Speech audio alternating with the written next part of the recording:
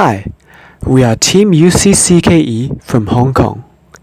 In this video, we are going to briefly introduce our project. We were inspired by a YouTube video about a horsehair worm which infected a mantis. The infected mantis was drawn to water under the control of the horsehair worm. The mantis then proceeded to drown itself to return the worm to water. We wondered, if the horsehair worm could infect a mantis and control its behavior, could we do the same by biochemical methods too? We decided to try out this idea on the worm C. elegans. It's a kind of free-living round worm. It's easy to handle, and the cost of maintenance is relatively low. It is known that C. elegans attack the roots of our plants. The plants under attack would eventually die. So we plan to use our idea to keep these worms away from the crops. In essence, we will attempt to build a trap and fence system.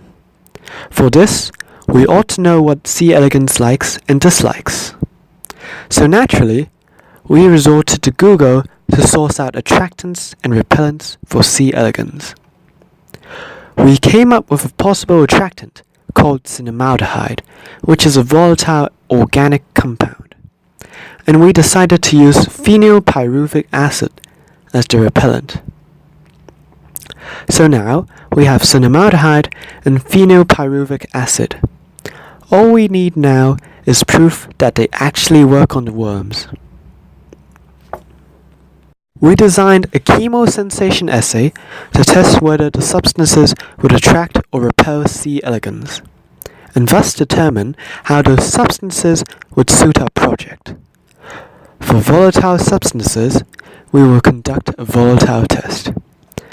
As shown, water was loaded on the spots labeled C as a control, and the tested chemicals were loaded on T spots.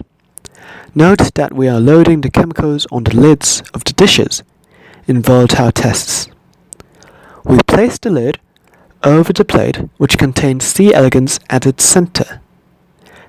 For the droplet test, we loaded the chemicals on different spots on the plate and placed C. elegans at the center. The worms are going to move to different areas in the next 30 minutes, and we are going to count the numbers then. The response index is calculated by T minus C over T plus C, where T is the total number of worms in the T areas and C is that in the C areas. So positive index indicates an attractant, while negative signs for a repellent. The index must lie between -1 and 1. Using the above assay, we found out a surprising result which contradicted our predictions. The cinnamaldehyde was in fact the repellent, and the phenylpyruvic acid was in fact the attractant.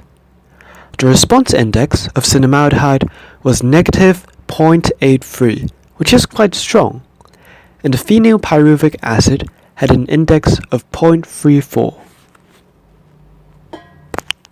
So now let's move on to the cloning part.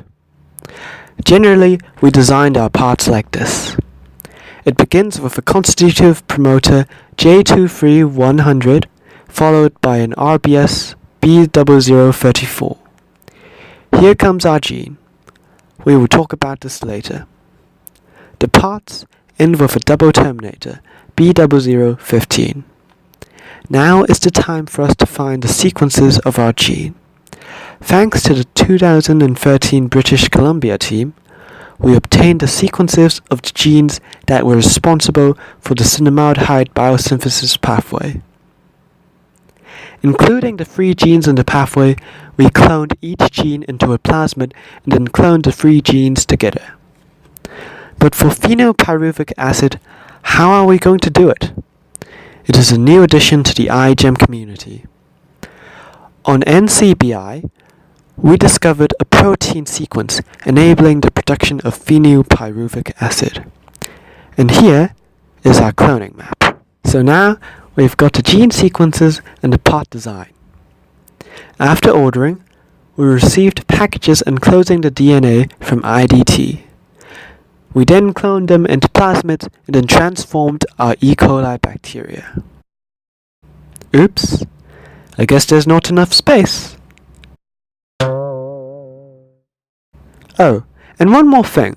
We have to do the assays on the synthetic chemicals again to ensure our parts really do work as a biochemical attractant or repellent. And here are the results. We see that our synthetic phenylpyruvic acid is much more attractive than pure phenylpyruvic acid. That means we have succeeded in creating a new biochemical method of controlling other organisms. However, for cinnamaldehyde, we are limited by our high school lab and we are working hard to produce a synthetic form of it. Thank you for watching this video. We hope you enjoyed it. And we look forward to seeing you on Sunday, 3:30 p.m. at room 302 during our presentation. Thank you.